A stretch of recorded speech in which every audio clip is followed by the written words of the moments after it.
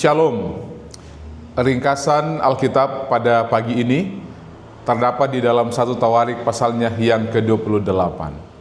Di dalam pasal ini menceritakan bagaimana Daud ketika dia memberikan pesan terakhir kepada para pemimpin Israel, dan di saat yang sama peneguhan kepada anaknya Salomo di dalam pembangunan bait suci. Kita lihat dalam ayat atau dalam pasal ini, yang pertama ketika Daud mengumpulkan para pemimpin Israel di ayat 1 sampai ayat yang ke-8. Dia memanggil semua pemimpin Israel, baik kepala suku, panglima, pejabat kerajaan dan lain-lain. Dan sebenarnya Daud dia ingin untuk melakukannya, tetapi Allah tidak mengizinkan dia. Sehingga proses pembangunan bait suci itu diberikan kepada anaknya Salomo. Jadi ini bagian yang pertama. Jadi Tuhan tidak mengizinkan Daud untuk membangun, tetapi itu diberikan kepada anaknya Salomo. Kemudian poin yang kedua di dalam 1 Tawarik 28 ini, ketika Daud memberikan nasihat kepada Salomo anaknya.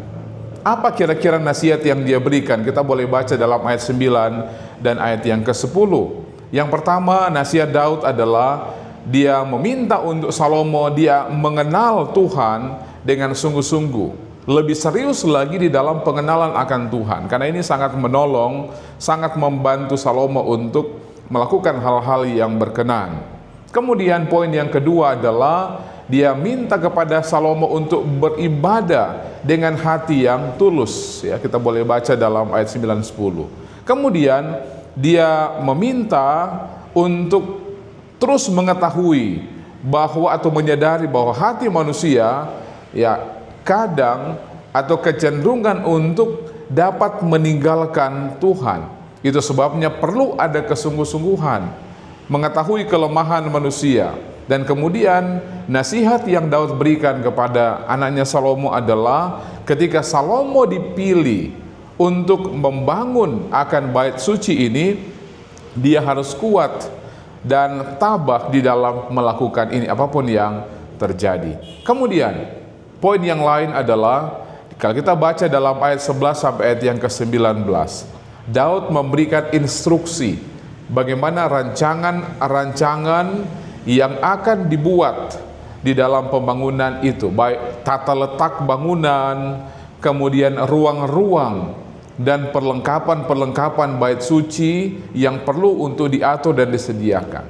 Kemudian juga petunjuk tentang pelayanan imam dan orang Lewi. Jadi ini diberikan nasihat, instruksi kepada Salomo untuk melakukannya tentang bagaimana bait suci itu. Dan kemudian yang terakhir adalah ketika Daud dia memberikan dorongan, memberikan semangat, memberikan motivasi dan kekuatan kepada Salomo agar yang pertama, agar Salomo kuat dan berani. Ingat bahwa di dalam memimpin satu bangsa atau di dalam satu proyek yang besar, di dalam pembangunan bait suci ini tentunya tidak sedikit tantangan.